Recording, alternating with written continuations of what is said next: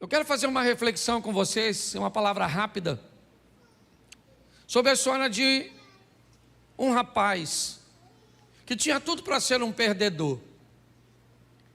Ele caminhou num ambiente muito hostil. A vida dele não foi uma vida das mais agradáveis. Ele sempre travou grandes embates para se tornar quem se tornou. A oposição sempre fez parte do dia a dia dele. Seu nome, Jacó. Eu quero fazer uma reflexão porque talvez nós precisemos nos agarrar a esses exemplos de oposições, cujos quais nós necessitamos de alcançarmos vitórias, de subjugarmos essas adversidades. E eu queria rapidinho, coloca para mim aí na tela, por favor, Gênesis capítulo 25, verso 26. Preste atenção, eu vou usar só alguns textos, vou comentar pouco. Depois, saiu o seu irmão, agarrado a sua mão ao calcanhar de Esaú. Por isso, se chamou o seu nome Jacó. E era Isaque da idade de 60 anos, quando os gerou. Preste atenção, porque aqui está o nascimento desse menino. Ele é gêmeo com seu irmão Esaú. Os dois. A diferença deles, provavelmente, alguns segundos ou minutos. O texto diz que quando Esaú está saindo, a parteira nota uma mão presa ao pé do menino. Talvez porque, se nós fôssemos olhar, não estivesse se esperando duas crianças naquela gestação. Mas eu queria que você entendesse o que vai acontecer com esse rapaz. Quando alguém vê a mão dele ao calcanhar do seu irmão, eu não sei que mente insana acha que esse bebê está querendo suplantar, está querendo tomar o lugar de seu irmão. Eu fico pensando comigo, quem é que disse que esse garoto estava querendo nascer primeiro, estava querendo levar alguma vantagem sobre seu irmão? Mas foi isso que me parece que observaram quando este menino nasce. Quem é este menino? Este é um menino que quer o lugar dos outros. Quem é este menino? Esse é um menino suplantador. Quando Jacó nasce, sobre ele coloca-se um nome que não é dos mais agradáveis. Tanto não é, e tanto não gostava deste nome, que Deus, sabendo disso, muda este nome mais à frente. Mas ele já tem que viver com esse trauma. Por quê? Vamos brincar, Jacó, cuidado com Jacó, que em Jacó não dá para confiar. O nome dele é Jacó, não é à toa.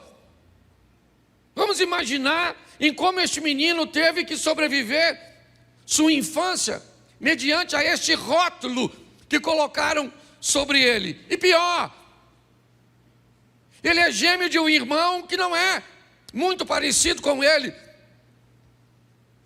O corpo de seu irmão se desenvolve um pouco mais. Seu irmão é peludo, é perito em caça. E o texto também diz que Isaque gostava mais de Esaú do que de Jacó. Se já não bastasse ser visto como um enganador, se não bastasse sofrer todos esses preconceitos, ele ainda tem que lidar com um dos maiores traumas que nós ouvimos hoje na sociedade. Eu não sou especialista na área, mas todo problema hoje que eu vejo numa pessoa, alguém diz que é problema com o pai. O menino é bandido, é com o pai. A menina é isso, é com o pai. Me parece que o pai carrega uma carga, e eu não estou aqui para dizer se é ou não é. Eu só sei que se fosse, esse garoto precisaria vencer. Porque a Bíblia faz questão que o caçador da casa, o forte da casa, o provedor da casa é Jacó, é Esaú. Então o pai prefere este menino, tem a preferência por ele. Muito bem, o tempo passa. Me parece que Jacó quer conseguir alguma coisa, não para mostrar para os outros em si, mas talvez para si mesmo.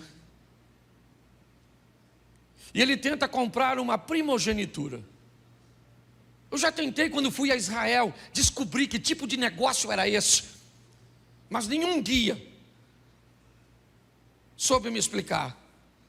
Hoje eu almocei com um guia que me guia no Egito. Ele está no Brasil, eu trouxe ele aqui, foi no churrasco, no aniversário do Diogo, e eu fiquei conversando com ele, sei lá, umas 3 ou 4 horas, e surgiu também esse assunto que eu queria saber, ele que está tão próximo, e essa palavra já ardia no meu coração, mas ele não conseguiu também me explicar. Me parece um entendimento que eu consegui ver, é que é algo tão subjetivo como a primogenitura, uma bênção que viria no final da vida do pai. Jacó deseja obtê-la, porque ele se interessa por isso. Se é algo que ninguém vai ver, por que é que ele quer essa bênção da primogenitura? O que é isso? Quando é que ela vai acontecer? Eu queria lembrar você que seu irmão Esaú está com uma fome tão grande. O que ele quer é um resultado imediato, que o imediatismo de Esaú dá lugar, se eu posso chamar assim, um empreendedorismo.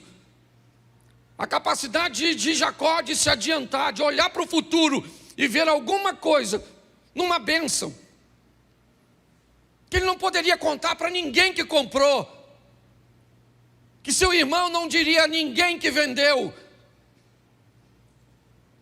Mas me parece que este menino queria ser alguém, pelo menos para ele, olhar para seu irmão e dizer em algum momento, numa briguinha, numa discussão, num momento de indiferenças, e ele poder dizer: mas também o primogênito agora sou eu, porque você me vendeu. Essa informação não poderia vazar, até porque eu não sei nem se isso teria valor perante seus pais. Mas o tempo passou, e aquele menino vai se deparar com a oportunidade de ter a bênção sobre si. Ele engana seu pai, é verdade. Me parece que talvez o rótulo que colocaram sobre ele acaba vindo à tona em algum momento, porque às vezes o que pessoas dizem a nosso respeito começam a aflorar na nossa vida. Quando alguém diz que você é soberbo, se você não prestar atenção, é só uma questão de tempo até a soberba buscar uma ocasião contra você. Quando alguém te rotula, você tem que ter muito cuidado para que esse rótulo de alguma forma não recaia sobre o seu comportamento. Está agora ele aceitando a pressão de sua mãe para enganar seu pai. Finalmente, o Jacó, ele aflora. Ele diz para a mãe: eu estou com medo, papai pode me amaldiçoar. Sua mãe, o interpela, o estimula a enganar o pai. Mas ele tinha todo o direito de dizer: eu não quero fazer isso. Mas ele levaria finalmente alguma vantagem. É a oportunidade de ele ter alguma coisa, dele ser alguém. E às custas de quê? Jacó consegue a bênção da roupa de seus irmãos, de seu irmão. O pai não o abençoou.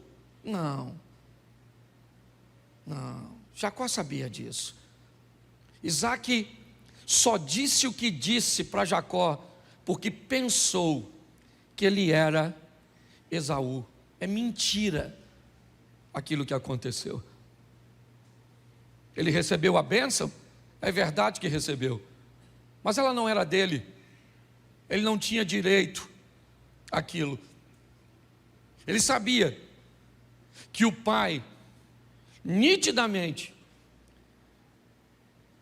o pai mesmo disse no texto, ele se parece com Jacó. mas quem é você? E ele disse: eu sou Esaú, teu filho. Mas como você me trouxe uma caça tão rápido? Deus colocou a caça no campo para que eu fosse e tivesse êxito. Presta atenção o que esse cara está fazendo com a vida dele. Pastor, por que é que a Bíblia mostra erros como a bebedeira do Noé, como a negligência do Adão, como o medo e a insegurança do Abraão, como o partidarismo de Isaac, como a postura do Jacó, como falar demais do José, com o desejo incorreto de Davi, com as besteiras feitas por Sansão. Porque a Bíblia quer mostrar que essas pessoas não são pessoas perfeitas. Porque a Bíblia quer mostrar que Deus pode usar pessoas imperfeitas que buscam uma correção de rota. Quando eu olho para a história deste moço, o que eu vejo? Alguém fadado ao fracasso. Quando o irmão dele chega e descobre que Jacó ludibriou seu pai, Esaú disse: eu vou matar esse camarada. Agora a primogenitura não serve mais para ele, porque ele vai morrer. O que ele fez é passível de morte. Essa é a verdade. E aquele menino então, que sonhou receber a primogenitura, o reconhecimento de um pai que nunca teve, a honra de uma sociedade que nunca veio sobre ele, que tudo aquilo que ele ouviu de bom em sua vida inteira não tinha nada a ver com ele, e sim com seu irmão, que toda a bênção que ele recebeu de forma incorreta, e agora ele foge. É verdade. Ele vai para um lugar que sua mãe mandou. Vai para a terra do meu irmão, meu filho, para ver se Esaú acalma o coração. E para lá esse cara vai. Eu aprendi uma coisa na minha vida: o problema foi feito para ser resolvido e não para se fugir dele. O que Jacó deveria fazer? Papai, chama o Esaú aí. Senta aí, Esaú. Senta aí, maluco. Lembra aquele dia que tu estava com fome, miserável? E aí tu me vendeu a primogenitura? Ele podia fazer isso, sim ou não? Sim ou não? Mas por que não fez? Primeiro, porque não tinha coragem. Segundo, porque ele não podia negociar esse tipo de coisa. Ah, mas ele valorizava coisas espirituais. Não interessa o que você valorize. Se você quer tomar posse daquilo que não é seu, se você não quer usar o meio correto para alcançar as coisas, se você quer puxar o tapete dos outros, se no seu coração na verdade só tem maldade, se você quer aparecer, se pelas costas dos outros você diz sobre pessoas aquilo que você não tem como dizer cara a cara, nada passa despercebido aos olhos do Senhor. A verdade é que esse cara é um fracasso. Sim, ele é um fracassado. Ele vai embora porque não consegue resolver seus problemas. E é por isso que casamentos acabam. É por isso que pessoas falem em seus ministérios, porque não tem coragem de olhar para a vida e dizer: esse problema é meu, eu sou desse jeito, e eu vou corrigir minha rota, eu vou mudar de postura. Mas não, ele foge. Então tá bom. Você quer ir para onde? Você quer fugir? Saiba de uma coisa: seu problema vai atrás de você. O Esaú não foi, mas a traição foi junto. E quando esse camarada chega, trabalhador ele é, isso é verdade. Determinado ele é, sim, mas ele quer as coisas rápido demais. Ele quer ultrapassar etapas, sim.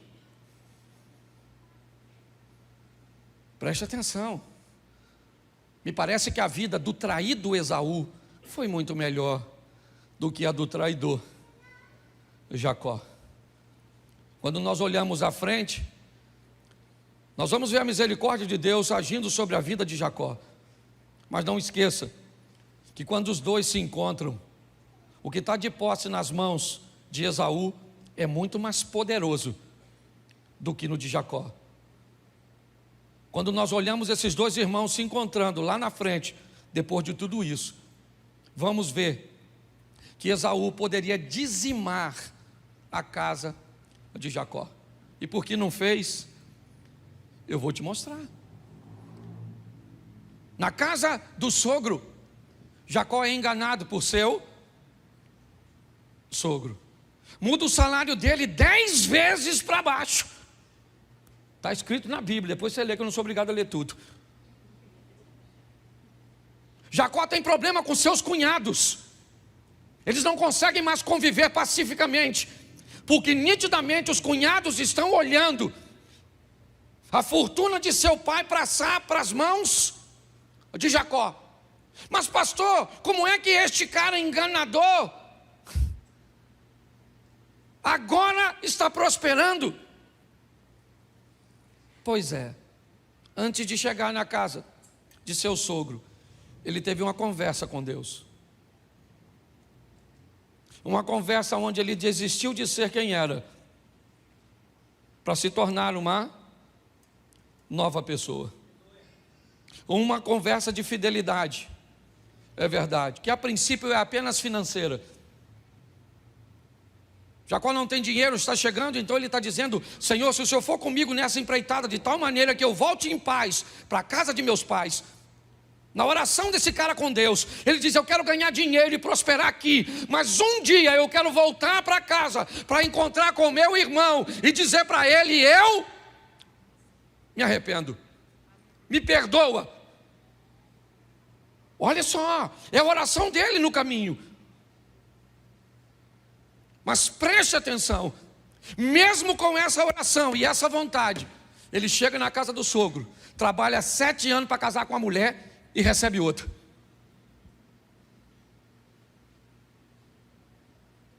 O sogro faz uma proposta para ele, sensacional: apacenta meus rebanhos, e eu te dou tudo aquilo que for salpicado e malhado como salário.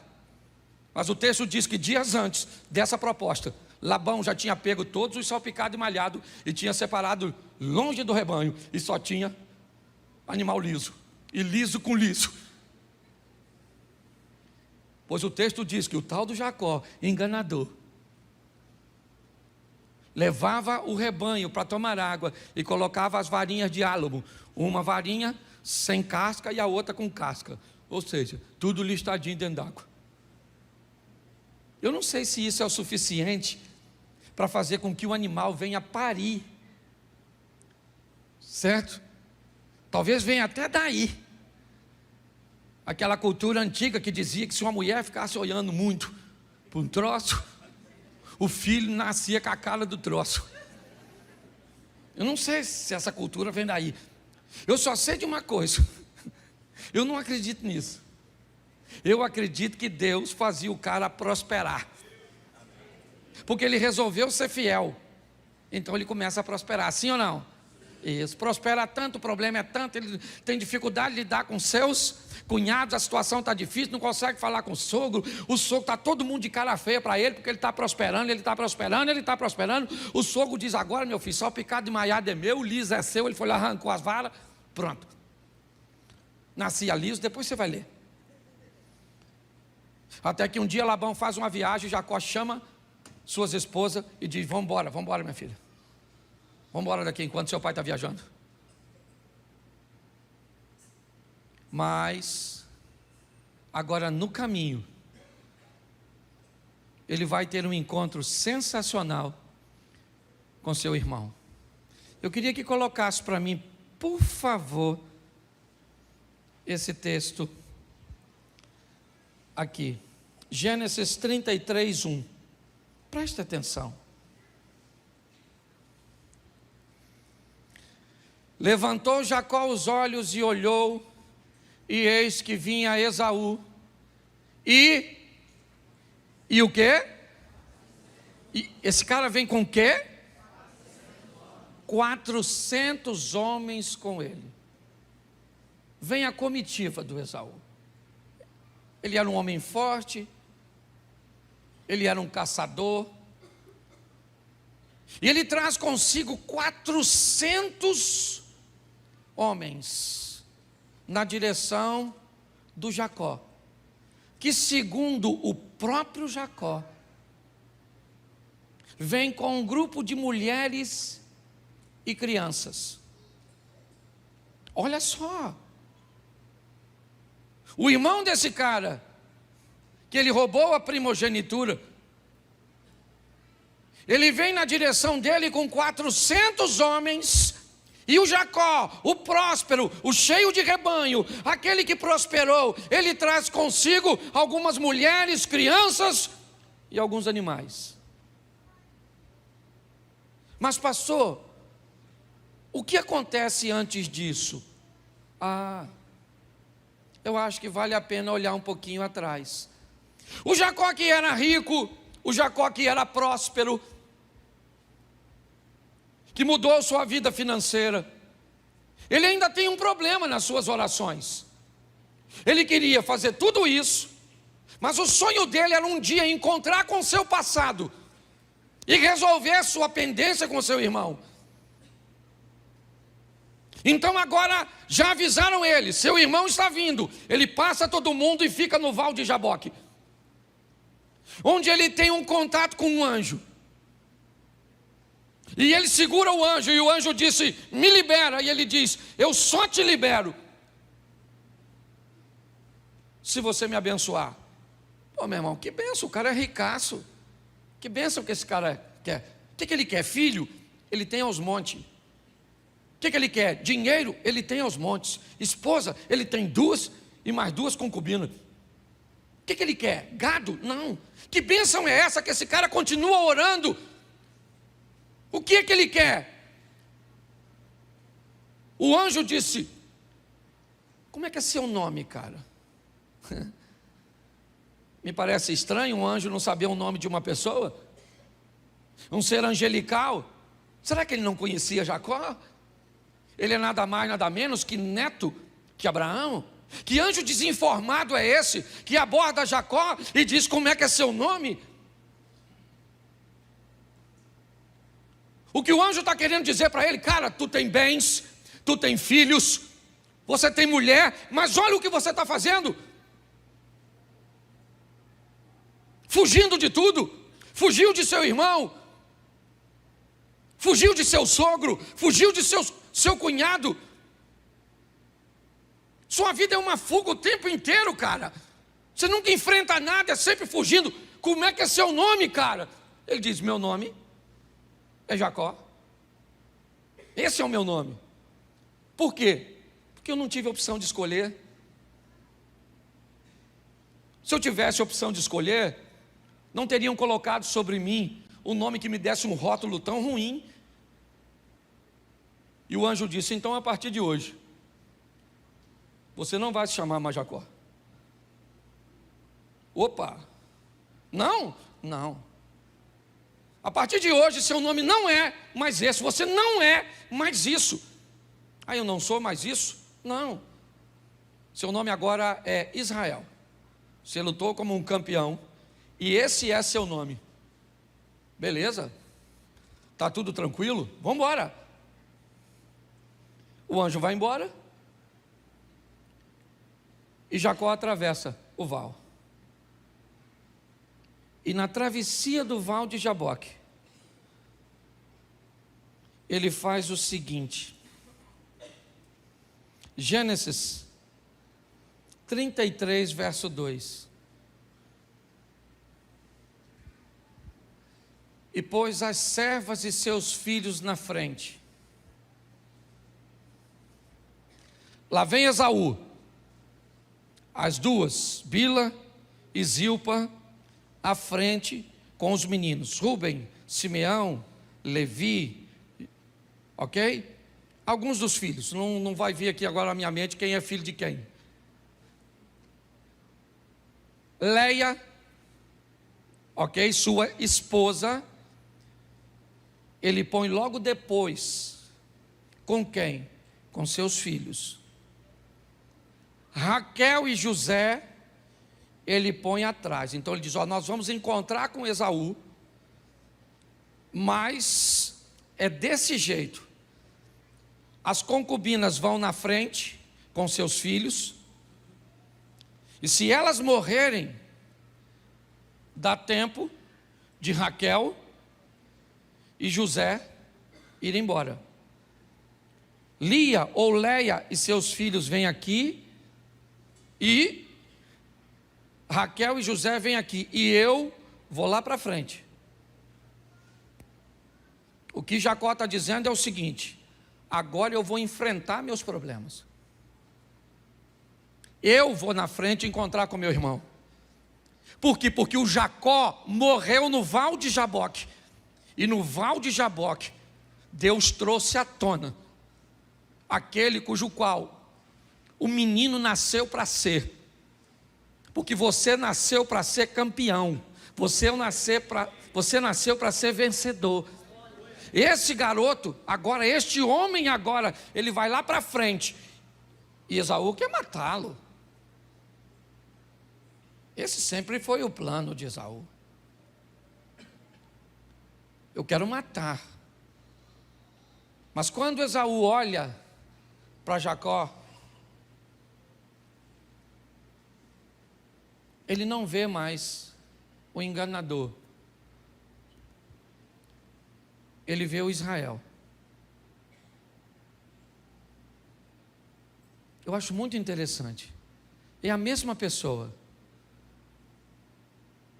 Ela só está sendo vista por olhos diferentes. É a mesma mulher. É o mesmo marido. É a mesma pessoa. Jacó não mudou sua fisionomia. Não. Quando Deus entra, você olha para uma mulher que não sentia nada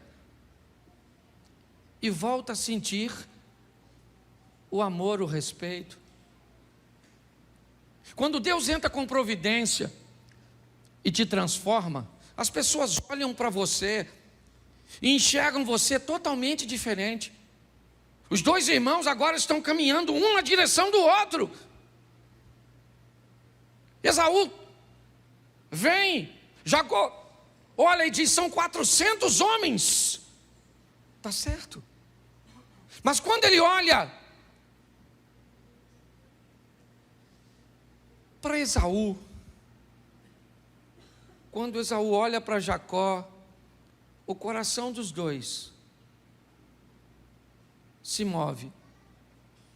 Eles se abraçam.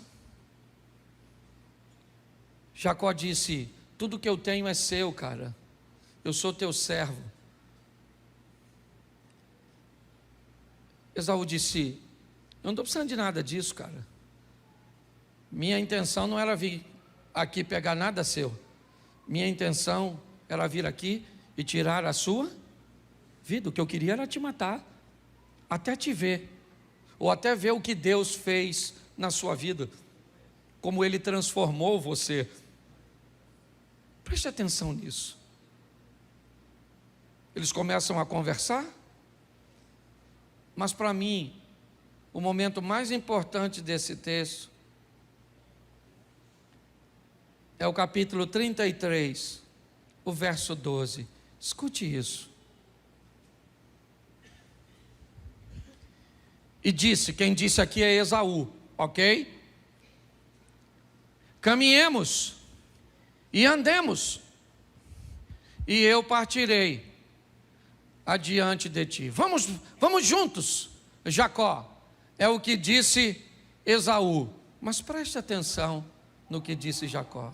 Porém, ele lhe disse, meu senhor, sabe que esses filhos são tenros, e que comigo tem ovelhas e vacas de leite, e se as fadigar somente um dia, todo o rebanho morrerá.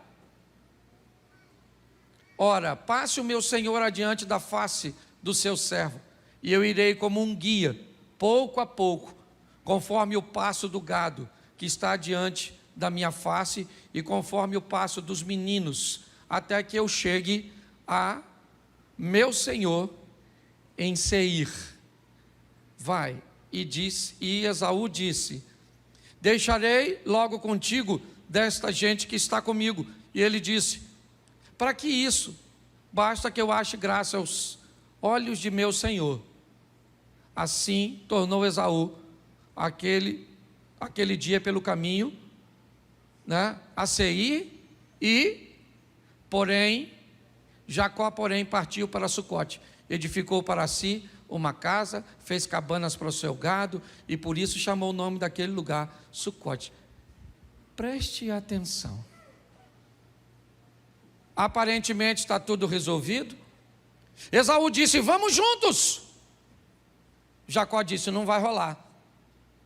Você tem com você 400 homens. Sua velocidade não é a mesma que a minha. Seu ritmo não é o mesmo que o meu. Se eu expor a minha vida e aquilo que eu conquistei, para que caminhe na velocidade que você consegue caminhar, com o estilo de vida que você estabeleceu, eu mato. Olha só, a maturidade de Jacó está dizendo: eu não tenho como ir contigo, cara, não dá, nossos ritmos são diferentes, mas nós fizemos as pazes, está tudo jóia, mas nós não vamos caminhar junto. Mas eu vou na frente, você vai depois, você vai para Seir, eu vou para Sucote. Não dá. A velocidade dos outros, a expertise dos outros, o que Deus vai fazer na vida do outro não é o mesmo que vai fazer na nossa. Nós temos que entender e sobreviver a todas essas coisas. Os traumas, como ele sobreviveu na infância, as provocações, as brincadeiras, aquilo que nós, porque eu não sei se você é da época do cabeção, orelhão, dumbo, cabelo de fogo, baleia. Quem é dessa época? Levanta a mão, por gentileza. Sobreviveu a tudo isso. Hoje você não pode chamar uma criança. Cabeção, processar você. Pare e pense. Os traumas, tá bom, querido, todo mundo tem trauma. Conversa com um montão de gente aqui. É o pai que abandonou, o outro que bateu, o outro que traiu, o outro que machucou, o outro que fez. É isso? Você quer falar dos seus traumas? Todo mundo aqui tem trauma. Tem gente aqui que não... mas eu perdi meu pai cedo. Tem gente que não sabe nem quem é o pai. Mas eu fui traído e o outro nem casou. Passei. Que nem um papa trair conseguiu. De tão ruim que é. Ruim a vida, não a pessoa. Tá bom? Não estou chamando ninguém de ruim, não. Eu estou dizendo que está assim de gente com a vida pior que a sua. Então pare de ficar olhando para isso. Enfrente seus problemas. São duros, mas são seus. Estamos olhando para um cara que tinha tudo para ser um perdedor, e por muito tempo viveu, e pior, prosperou, ganhou dinheiro, enriqueceu, teve filhos, mas não se sentia pleno, porque era o Jacó rico, era o Jacó próspero, era o Jacó abençoado, mas não foi chamado para ser Jacó, foi chamado para ser Israel. Mas no momento em que teve um encontro com Deus, cheio da grana, ele diz: me abençoa, me abençoa. E o anjo, sabendo que tipo de bênção ele falava, não tinha nada a ver com coisas materiais, diz: então vamos mudar de vida, cara, vamos deixar o Jacó para trás, vamos embora, vamos se tornar Israel. É importante você saber que mesmo depois de se chamar Israel, ainda o chamavam de Jacó. Se você continuar lendo o texto, o anjo mudou o nome dele, sim ou não? Sim ou não? Mas daquele texto em diante, todos o chamavam de Israel? Todos o chamavam de? Sim ou não? Mas ele não tinha mais problema com isso. Porque agora para ele chamavam ele de algo que ele sabia que não era. Agora a vida desse cara foi para frente. Agora a vida dele rompeu. A mensagem que eu tenho para vocês hoje é: viva na terra, na dependência dos céus. Não tenha medo de quem governa. Quem está governando? Quem é? Quem está governando é Labão? Então tá bom, meu irmão. Eu vou prosperar num ambiente onde o cara está defasando o meu salário. Quem está no comando? Quem está no comando é Nabucodonosor, o rei da Babilônia. Pois é, eu sou Daniel e sirvo ao rei dos reis. Quem está governando é Ciro, o rei da Pérsia. Pois é, eu continuo sendo Daniel, filho e parceiro do rei dos reis. É assim que a vida funciona. Nós temos que vencer as adversidades. Elas não são poucas, nem para Jacó, nem para mim, nem para você. Se você quer enaltecer seus obstáculos, fique à vontade. Você quer dizer que a vida é muito difícil para você? É assim? Você quer olhar e medir sua vida pela dos outros? Faça. Jacó nunca precisou, nunca. Eu não sei porque Rebeca fez essa loucura. Não sei onde ela estava com a cabeça, certo? Deus já tinha dito para ela que o maior serviria o menor. Mas ela o fez. Eu não sei de onde você está vindo. Eu sei de onde eu vim. Eu sei o que eu tenho que vencer todos os dias. Eu sei o que eu tenho que escutar todos os dias. A Bíblia diz que a palavra de Deus é apta para discernir o que está no coração das pessoas. Se você sabe o que é isso, você sabe que às vezes a palavra de Deus já falou com você a respeito de pessoas que estão perto de você e o que elas querem quando estão perto de você e como Deus manda você se comportar. Mas e aí? O que nós vamos fazer? Nós vamos desistir? Nós vamos jogar a toalha?